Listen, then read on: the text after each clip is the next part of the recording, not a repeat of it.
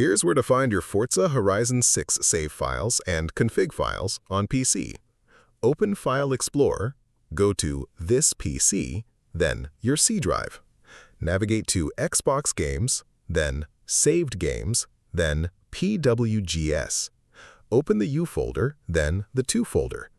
The exact folder numbers may differ on your system. Open containers.root, then open the user folder. Your Forza Horizon 6 save files are inside here. If you cannot find your saves in that location, try the alternative path. Go back to C drive, then Users, then your username, then App Data, then Local, then Forza Horizon 6, then Local Storage, then Shared, then open the user folder.